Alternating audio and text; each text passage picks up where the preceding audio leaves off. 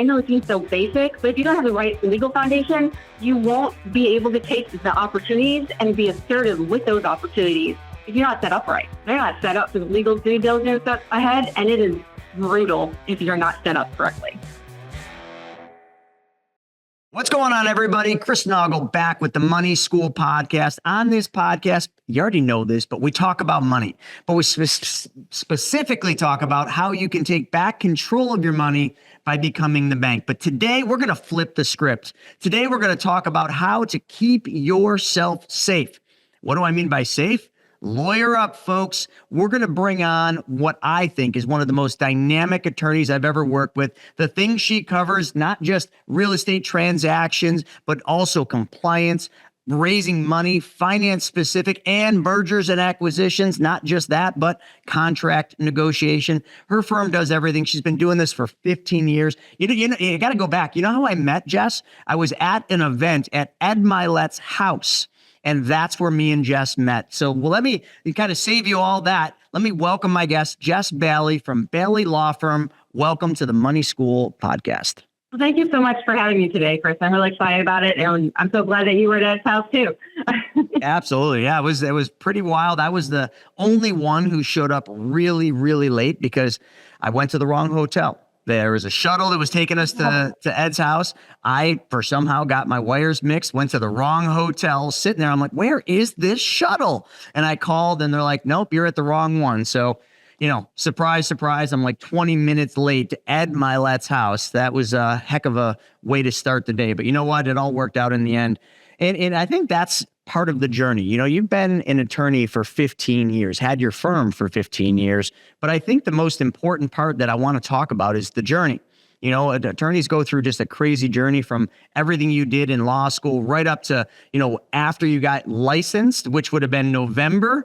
And then I want to talk about everything that happened. So let's just kind of rewind the tape and go back to when you were in school. Like, what was life like then? Did you always know you were going to be an attorney? And how did that journey unfold?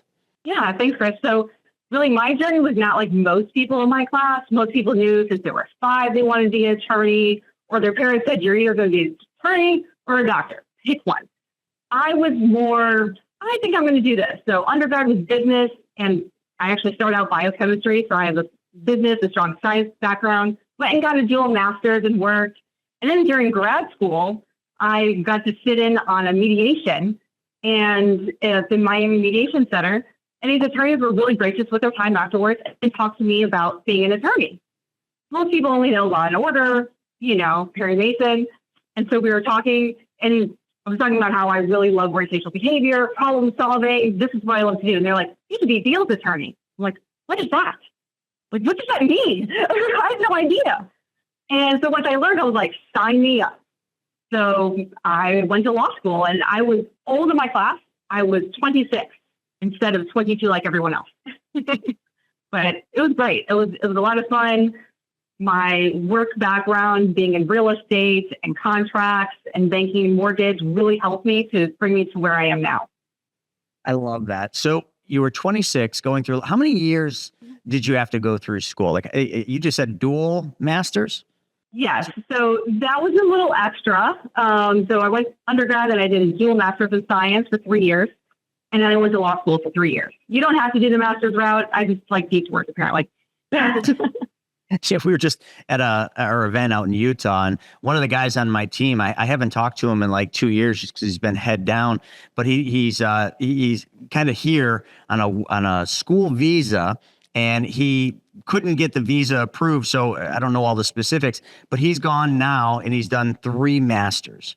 Yeah, I'm just like, dude, what are you doing? Or it just, he's just like, well, that's all I could do. I had to stay in school, so I had to just keep going. But overachievers, both of you. But when you finally got done with school, with law school, and you got licensed, it was November. And I know when we were talking offline, you were like, yep. And then I immediately started my firm. I don't know a single attorney that comes out of law school and starts their own firm immediately. So it was November you got licensed. It was April you opened your firm. What'd you do from November to April? So from November to April, I was planning my wedding. In Texas at the time, the name of your firm had to be your last name. So I had to wait until I got my husband's last name, which is Bailey. And my main name was also not marketable. So in business, you have no marketing. My main name is 12 letters and you cannot pronounce it. So it's Trosseray. Trosseray Law Firm, not something you can really Google search well. So Bailey, I thought was much better. I love it. I love it. So you got married in between all this. So kind of your honeymoon was like the firm, because I'm sure when you opened the firm, it was just super busy. And when you first opened the firm, what did you primarily focus on, in the space of law? So I was primarily focused on real estate because I had such a large real estate background, being in property management since I was 18, and then doing banking and finance as well, and working with indentured agreements at Bank of New York. So I really worked a lot with lenders and then also in real estate space.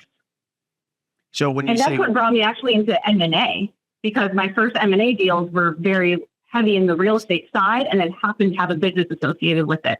So that's what brought me into the M&A space. And just for my audience, some may not know what M&A stands for. Can you just give them a slight background on what M&A stands for? Yeah, mergers and acquisitions, and really is buying and selling businesses or bringing two businesses together. Love that. Yeah. And when we got done at Ed Milet's, one of the first discussions we had was about help with me and a business I have about trying to bring a buyer to that and finding the best ways, not just to raise the capital needed, but also find the end buyer for the business. So that's exactly what you do. But you started with doing, what I would consider is like just the most transactional intense area of law, and that is real estate. I mean, it's just how many real estate deals, and files did you have open at any one given time when you were focusing primarily on that? I probably had 25 to 50, and remember that was me without an assistant. So really looking at those. So it's not like, it may not sound like much, but with one person and no help, it's a lot. But it was a lot of fun as well. Yeah, I'm sure you learned a lot. Some kind of like flying the plane while you're still putting it together a little bit. We've done a lot of real estate transactions, about 267 flips up here. So we've worked heavily with attorneys that focus on this, and they have full teams. And I don't think they're even doing that many deals as you are. I mean, and they're like slammed, and you're doing this all by yourself. So, I can't even imagine what that was like, but you just loved every bit of it. And then this is the next space that I think is really good, especially for my audience. You help people raise funds. So can we talk a little bit about the finance specific lane of your practice? Sure. So a lot of my clients, they come in and they're like, we need funding for our business or to scale and such. And a lot of people are like, well, we have people who want to come in and give us a bunch of money, or we don't even know where to start. So I always let them know you need to have the proper foundation. You need to have that right. I know it seems so basic, but if you don't have the right legal foundation, you won't be able to take the opportunities and be assertive with those opportunities if you're not set up right. Your entity, your documents, and making sure, because they're going to do due diligence on you. They're giving you millions of dollars. They want to make sure that you're actually set up right to accept that million or two or 5 or 10, and also that they're going to get that back in their preferred terms.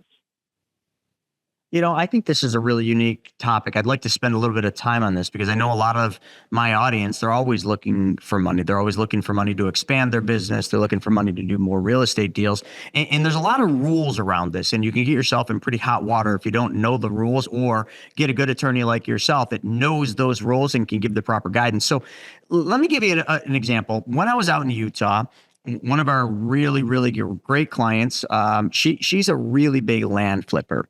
She coaches it. She buys a lot of land. And when I asked her, I said, what are the challenges in your business? And to no surprise, well, one of the challenges is I have so many deals coming at me, but I only have so much money that I can do these deals. And she said, well, Chris, that's actually one thing I wanted to talk to you about. She said, I was thinking about opening a fund. Now, this is kind of the buzzword, Jess, and I know you know this, but there's like a ginormous push right now for everybody to run out and open a Reg A or Reg D. And I think it's actually a really dangerous place because people don't understand what comes along with that. Just all the different work they have to do, the bookkeeping, and they got to be on top of things. It's not just go out, raise money, and just be like, all right, cool, we're good. There's a lot to that. But in the case of, and I know you help people set it up to raise private money, not, like a fund, like an SEC. Am I correct there? Right. It's all private. It's not publicly held companies or anything. It's all private. Perfect. So just so everybody knows, like that's most people that when they want to raise money, they think they got to go open, Reg A, Reg D, which you file with the SEC, and it's not a private raise, but there are ways to raise money without going down that path. So can we just talk like for her? She's got a bunch of people that really trust her. So let's just say she put together 5 people. She needs to raise $2 million. She puts together 5 people, and each of those people give her money to use. Like, what are some of the proper structures and the ways that she could go about setting this up so she could raise money, do it the proper way, and not get in any hot water with this? So there's a couple different ways of doing it. If it's purely friends and family, you already know them, you have these relationships, and you're not going out and soliciting, you can do it more in like an angel, what some people call more of an angel investing way, right? And you're all in an entity together and such. And you also need to know, is it debt to equity? Is it like a loan, but if you can't pay it back, then it becomes equity? Or do they know the whole thing's at risk? Are they accredited investors? Another way is actually doing it through, private placement memorandum or syndication type documentation. And there are certain requirements on doing those schedules, but they're not expansive schedules at hundreds of thousands of dollars. Some of them are zero fee schedules that you have to close, but you need to make sure you have everything right for who you're actually getting money from. And if you're soliciting people outside, if you're soliciting at all, you have to make sure you're really clear on the rules and which exemption you're going under. Because if you say, I'm going to go under this XY exemption, if you don't follow it to the T, then you're wiped out. And then you're under all of those other regulations that can be very hefty in fines and also filing requirements. So really making sure you have the right counsel to make sure you're doing everything right. You can't just put it on Facebook or LinkedIn, hey, I'm going to do this apartment complex or this deal, and then think that you're not going to get in trouble. Because that's where a lot of people get in trouble. Huge trouble. Yeah, so I love that. Now with that, the PPM model, and I'm very familiar with that, what are the restrictions? Like how many, if it's friends and family, is there a limit to how many friends and family you could have before you start kind of crossing over, and now all of a sudden it has, it's not private, it's public? Like what are some of those key things just, so that anybody listening would know that? So it's not just a number, but how much you're raising in the time period you're raising. So in order to be under the exemptions, there's different exemptions. You have to look which exemption you're going to go under and then see those qualifications to make sure that you're following that model. And some people are like, oh, well, I don't want to do a PPM. I'm like, I understand you don't want to because, yes, they cost money. But if you were to get audited or anyone has any complaints, this is your CYA in case your friend was mad at some dinner party and then wanted to, get at you for something else because you didn't give them the return they wanted. Well, if you have a PPM, that gives you all the disclosures and it's your CYA document in case anything bad happens as well. And you had mentioned some people don't want to do it because there's a fee to it. Like you're trying to raise money to make money. Like you got to pay to play. Like when I did it, I mean, not that a PPM, a private party memorandum, is expensive, but it's absolutely necessary. Otherwise, you're putting yourself out there with a lot of risk. Because listen, it's all, and I hate to say it this way, it's always friends and family that create the problems. Maybe it's different for everybody else, but you know what? You can go out there to, people you don't even know and everything's fine, but it's the friends and family, usually the family, that creates the problem. So with this, like the exemptions, the qualifications, and the PPM, so, like what would be how much could somebody raise under this exemption? You can still raise a couple million, it's not small, but the dollar amounts are also dependent upon if they're accredited or not and, Sure. and different levels and which exemption. So you can we hit raise that real quick? amount. Accredited versus non-accredited, like how many non-accredited could you have in this, and how many accredited? You could probably have as many as you want, right? Yeah, accredited is, well, there is still a limit, but it's a really large limit. But for unaccredited, it also depends on which exemption you're going under and how much money you're raising. So it's really case-by-case basis, and that's why you need to have the right counsel that knows this area to make sure you're clicking the right boxes and making sure you're following the right rules. Because you can't make a hybrid out of two different exemptions. You have to follow one or the other. You can't just go like, well, I think I'm going to do this today. No, you know what? I think I'm going to do this one instead. Pick one and follow it through. And that's how you CYA, and that's how you make sure that you limit your risk, is making sure that you follow it the way you're supposed to. Just like with finances, you don't pick one day you're an S corp and the next day you're a partnership, and then the next day you're you have to pick one and then follow it. Yeah. Stay in your lane. Well, I know there's a bunch of people listening to this that are going to have a ton of interest. So folks, just so you all know, in the description for this podcast, I'm going to have all Jess's information so you can set up a call with her and her team and get, on the right path, so you're not making these mistakes. And I already know of one person that absolutely will love to talk to you about exactly what we just did, because that's almost a case study we just talked about there. So I love that, because that now gives people the ability to go out there, raise money, do it with friends and family, pick and choose what the proper structure is with you and your counsel, and then do it the right way without having to go that route of filing with the SEC. And because that's a lot there, you're not just dealing with a PPM, you're dealing with subscription agreements, lots of rules, just rules and more rules. And the people that I know, not all, but some of the people that run these funds are not running them the right way, and it's going to come back and bite them big time, because you just can't go out there and go rogue. So with that, you also help people stay compliant on that stuff. So if somebody were to set this up, they would work with you to make sure that they're doing everything properly, correct? Can we talk just a little bit about how that works? Yeah. So when we figure out which way they're going to do it, then I just make sure that they're staying within the rules, that securities counsel, so then they do it the right way. Their documents, their subscription documents, or when they're going out and soliciting, that the wording is right, and making sure that they're doing it the right way. And then also letting them know the best practices for communications, because that's also where a lot of people get in trouble, is where the GPs or the head, the fund managers, don't communicate with investors, and that always creates a problem. Even if you're not hitting your targets, even if you're not making the money that you think you're going to be making, you need to communicate. Because no communication is a lot worse than having bad news in that communication. Your real estate business lives and dies by the network and the connections that you make. I mean, after all, your network, well, it's your net worth. That's what you always heard, right? If that's an area where you desire improvement, well, Private Money Club, it's for you. PMC saves you precious time and money by bringing the real estate world, well, right to you, right in the palm of your hand. So get in on the action, like so many others have, by going to privatemoneyclub.com and sign up.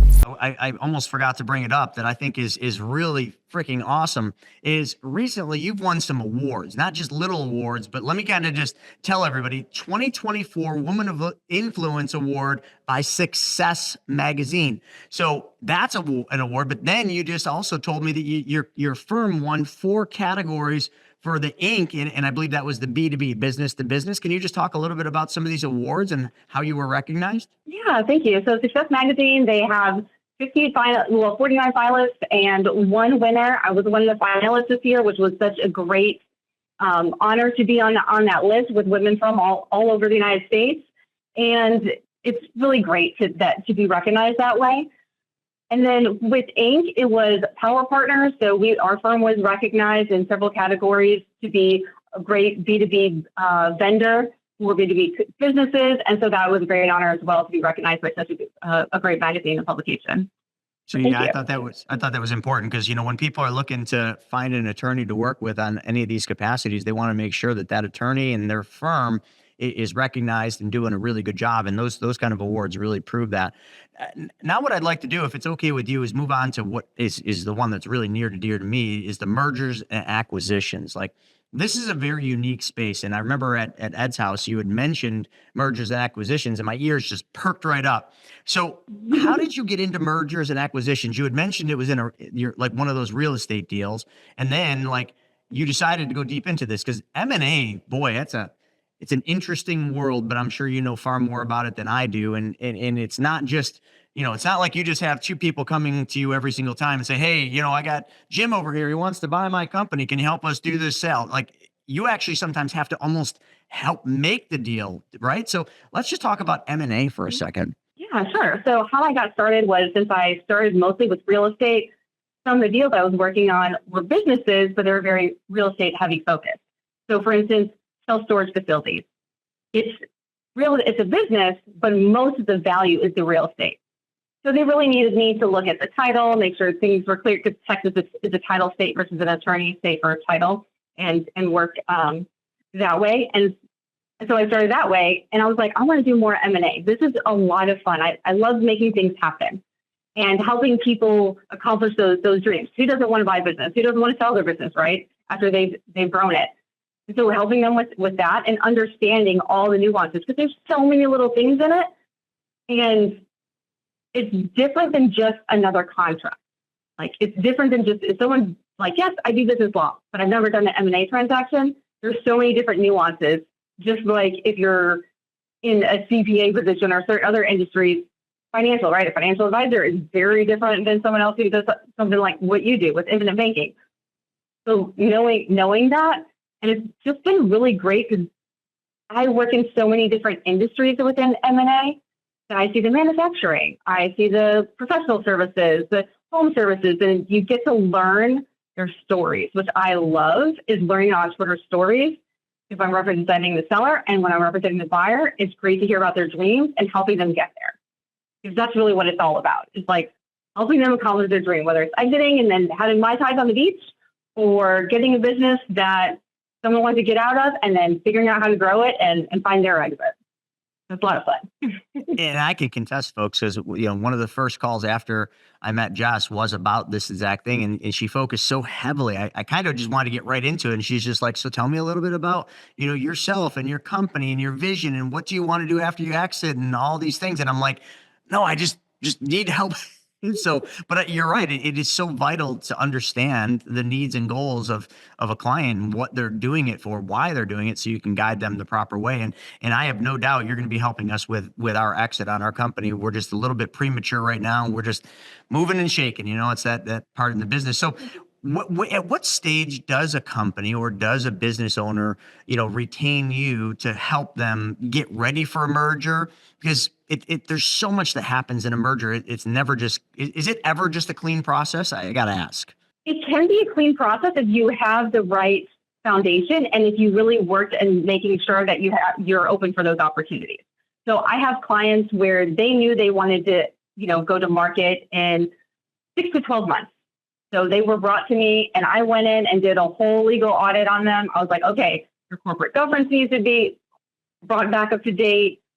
Your all your contracts or contract management, the flow of some of the things were off, and their contracts were really weird because they never really had a business attorney. It was this person signed or Frankenstein Google documents. And really helping them that way.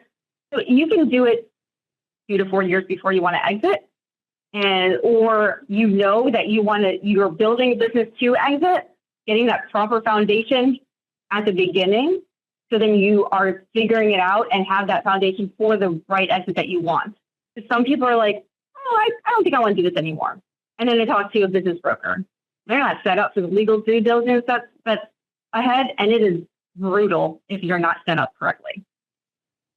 I can only imagine. Yeah. I mean, there's just a lot to selling a business. And, a lot of people think, oh, I've created this great things. Yeah. But what are your processes and procedures? And if somebody takes it over, do you have this mapped out, like, so that they can literally just step right in and do it? Because there's a lot of businesses that people run because they know how to do it, but they've never created systems, processes, or that foundation. So until those are done, you don't really have a business that can be sold. You have your business, you have your job you created, but how do you transition that to somebody else that wants to buy it? Am I correct in saying that? Are these the things that you help get structured? Oh, absolutely. Most people don't go in wanting to buy a job. They want to buy a business. And so if you created a job for yourself and then you want to sell it, the value is not really there. You have to have the business outside of you. And I know it's your baby. I know you grew it. And we take that into consideration, but we also need to make sure that the baby could fly too, right? Without you. So, and leave the nest. And so that's why it's important to have those processes. Your knowledge can't just be in your brain. It has to be brain dumped and organized in order to have a lot of value there. And bringing in the right management and the right teams is really important too.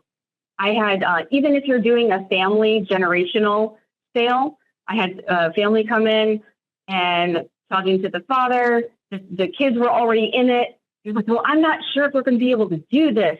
I'm like, well, have you ever shared with them what your KPIs are? How do you measure if you're doing good or doing well or not? Have you ever told them that? And the kids had been in business for 5 or 7 years. He's like, no, I never told them. Well, how are they going to tell you if they're doing well or know how to measure anything if you never told them how you measure it? Simple things like that people don't think about. It's funny because it just reminded me, there are literally a lot of people, including entrepreneurs, that think just because there's checks in the checkbook, there's money in the bank. And a lot of companies run that way. They just don't have metrics to know how their business is actually going. And, every week or every month they got a check and they're like, oh, things are great. But are they? It's just like there's a big difference between profits and cash flow. And I think a lot of business owners don't even know the difference between the two. They think just because there's profits on the P&L, that means their business is healthy, but they might be literally starving for cash flow. I can count a whole bunch of different businesses that I've worked with that are in that case. They're like, well, we're profitable. I'm like, okay, how's your cash flow? Oh, it sucks. We barely have enough money to keep the lights on every single month. All right, well, there you go. Like those are the things we need to work on. And if you're going to exit a company, those are the things that the person buying it are going to be looking at. They're going to make sure they're not walking into just this mess. They want to make sure they're walking into something that's going to be profitable for them. And I love that you work in that capacity to take companies, and even in that family legacy, that generational business transfer, like that's a whole nother animal that I don't know any attorneys that work in that space. So now I know you. That's a good thing. Yeah, it's a lot of fun. And also, with the cash flow and the funds, where a lot of people get in trouble is they're like, I'm going to scale. And they get this great opportunity. They get this marketing thing. They get on a TV show or they get an endorsement from a celebrity and they get all these orders. And then they don't have the money to produce, or they don't have the foundation, the resources, or the staff to actually live out to what their promise was. And then they go under. And that's really, you just have to be ready for it in all aspects. And a lot of them forget about that. That's why a lot of project companies, they go under because they either overbuy inventory or they don't have the funds to get the inventory when they have that opportunity come out.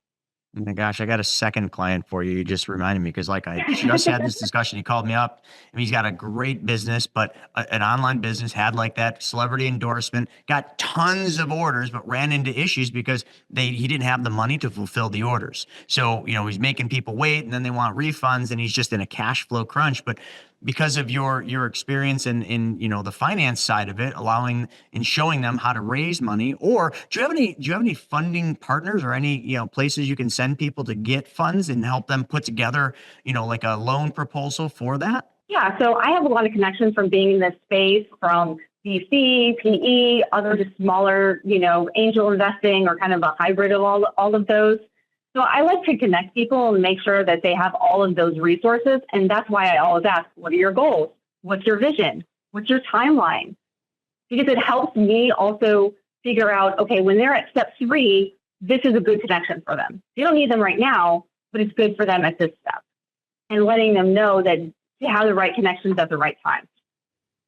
It's all just kind of clicking, coming together, as we went down the line and we went to the, the compliance and transactional deals that you do, then to the raising money, and doing it on the private side and the different rules and compliance around that, right up to the M&A. It's just like one smooth transition that takes somebody through that whole life cycle.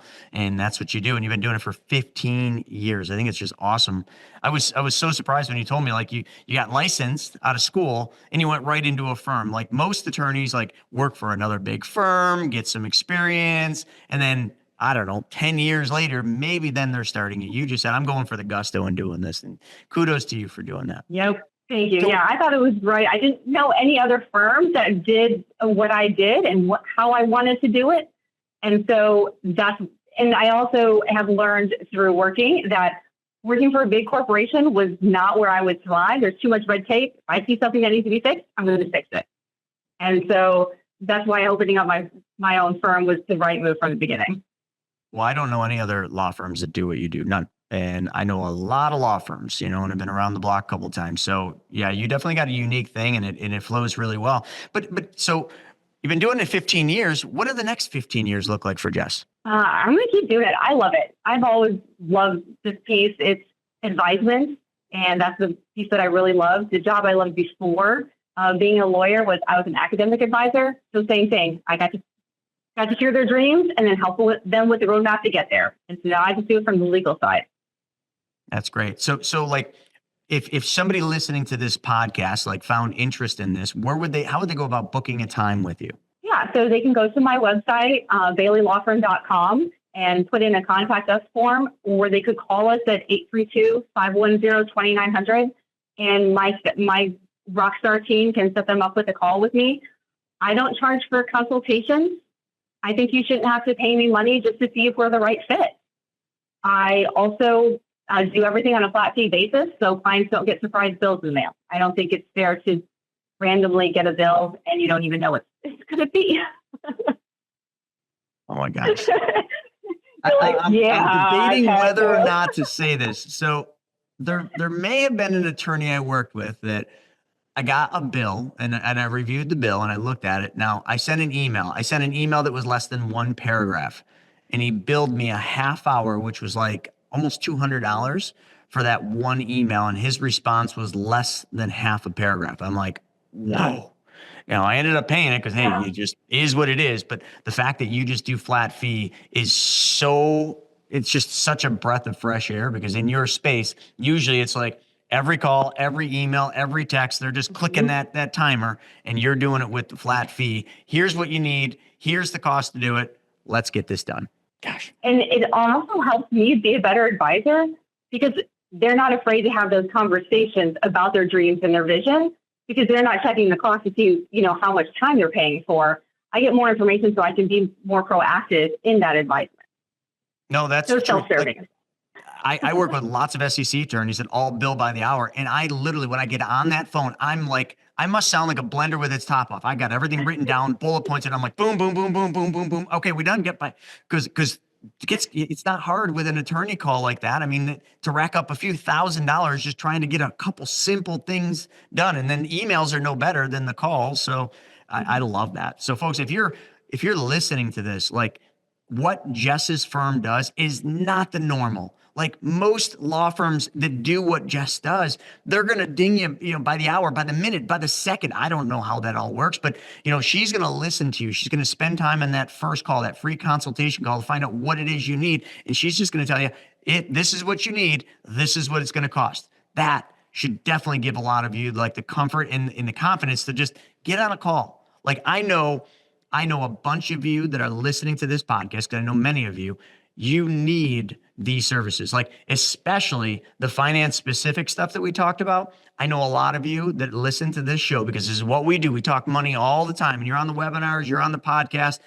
That's what you need. And you need proper guidance before you make some really big mistakes. And hopefully you haven't already made the mistake. So folks, please go into the description of this podcast, baileylawfirm.com. Did I get that right? baileylawfirm.com? Yeah, baileylawfirm.com. Okay. And 832-510-2900.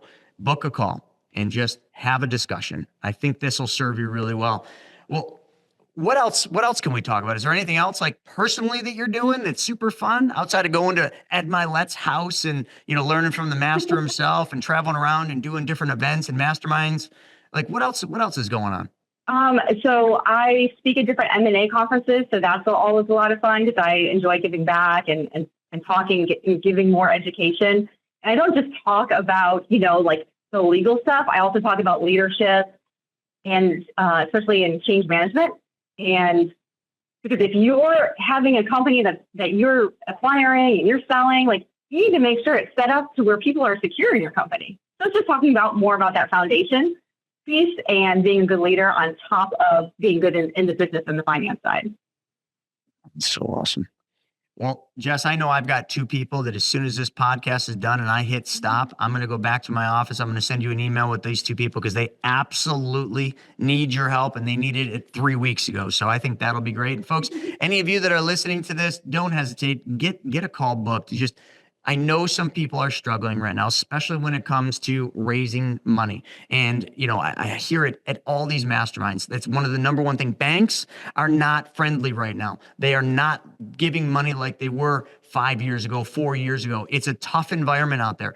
Don't wait till it's too late and you're literally not knowing where to go because you have no cash to get your business where it is. Get started now, get with Jess's team and learn how to raise capital the proper way, the legal way. And it's not as complicated as you think. I've done what she's talking about.